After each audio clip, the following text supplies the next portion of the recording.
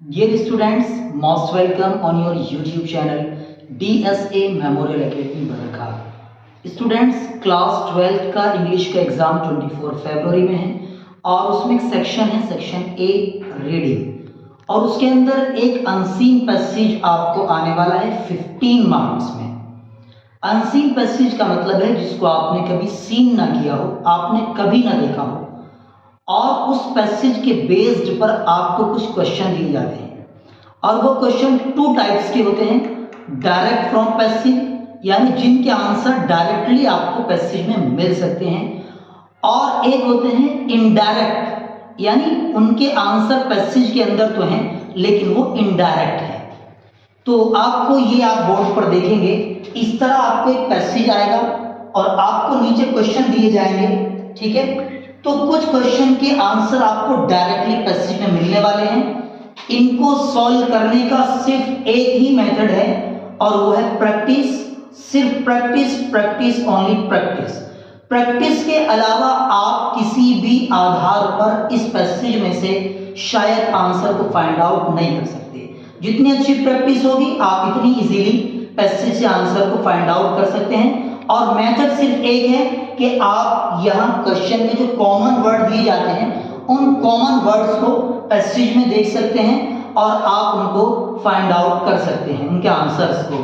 इसी तरह indirectly question कौन से होते हैं, जैसे आपसे पूछेगा find out the सिनोनियम of politely in the passage. ये मैंने एग्जांपल के तौर पर लिखा है पैसेज, ये आपको सिनोनियम पूछा गया है तो आपको इनडायरेक्टली इसके अंदर इसका आंसर मिलने वाला है। इसी तरह एंटोनियम पूछ सकता है, वन वर्ड सब्स्टिट्यूशन पूछ सकता है, तो ये इनडायरेक्टली वोकैब भी इसके अंदर दी जाती है।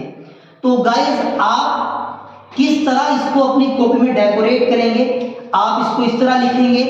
ये सेक्शन ए आपको नजर आ रहा है, सेक्शन ए, उसके आगे हमने ब्रैकेट में लिखा है आंसर नंबर 1। ये ब्लैक डार्क पेन का आपको यहाँ यूज करना है, और उसके बाद answer A, B, C, D. और जो इनडायरेक्टली क्वेश्चन आपको दिए जाते हैं उनको सॉल्व करने का ये मेथड आपका होगा, first, second and third only answer आप लिखेंगे। और आप जो डायरेक्टली आंसर आप पैसेज से निकाल रहे हैं, सिर्फ समथिंग 3 लाइन के अंदर आपका वो आंसर होना चाहिए। ये आपको बहुत अच्छी तरह हमने दिखाने की कोशिश की है कि आप 3 लाइन में, ये हमने इसको 3 से भी कम कर दिया है, ठीक है। इसी तरह इसमें भी कम किया है, बहुत छोटा छोटा आंसर है। ऐसा नहीं आप ज्यादा लिखेंगे तो ज्यादा मार्क्स आपको मिल जाएंगे, बल्कि आप इस तरह इसको यहाँ देखकर अपनी कॉपी में बेहतरीन तरीके से डेकोरेट कर सकते हैं और एग्जामिनर पर इंप्रेशन जमा सकते हैं। इसी तरह हमने प्रीवियस वीडियो में लेटर के बारे में बात की थी, और लेटर लिखने का मेथड जो हमने आपको बताया था वो आप यहाँ देख सकते हैं। आपको लेटर इस तरह लिखना है, section B, writing answer number 3 letter. सबसे पहले हमने एड्रेस के बारे में बताया था, तो हमने इस तरह एड्रेस लिखा है।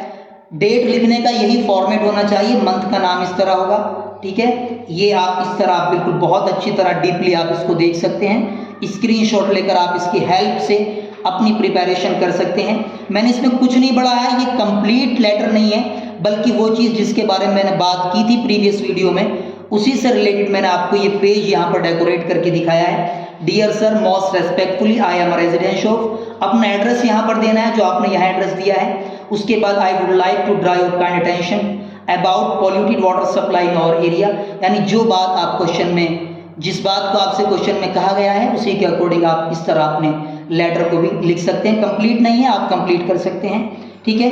ये 2 पेज मैंने आपको दिखाने की कोशिश की है ताकि आप अपनी कॉपी को अच्छी तरह डेकोरेट कर सकें, इंप्रेशन जमा सकें। और बहुत पॉसिबिलिटी है इस बात की कि आप अगर इनको फर्स्ट और सेकंड या थर्ड पेज पर भी इनको लिखेंगे तो एग्जामिनर पर अच्छा इंप्रेशन जम सकता है।